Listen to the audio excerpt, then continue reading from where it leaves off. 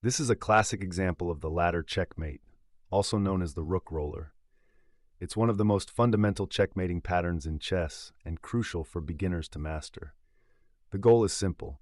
Use two rooks to trap the enemy king by taking away one rank or file at a time, forcing the king toward the edge of the board. Each check pushes the king back, while the other rook guards the escape squares. Unlike many other checkmates, this technique doesn't even require the help of the king, just coordination between the two rooks. The first rook cuts off the fourth rank, starting to build the box around the black king.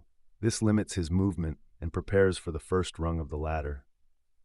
The black king steps up, trying to avoid being cornered. This blocks the g-file check, so we adapt. The second rook slides over to the b-file, getting in position to deliver a side check next. Coordination is key. Black dodges again, but he's slowly being pushed back. Now the ladder begins. This check cuts off another rank, and the king is forced to retreat further. The box tightens. We switch rooks and check from the side again. The king is forced to the seventh rank. The pattern continues. The black king blocks b7, so we can't go there just yet. But that's okay, we'll reposition. We realign the rook to the h-file, maintaining our methodical control of space. The king chases our rook, but the king is so much slower than our rooks. We can simply evade to the other side of the board again. Keeping the rooks in sync, we slide across again. The trap is nearly complete. The final checks begin.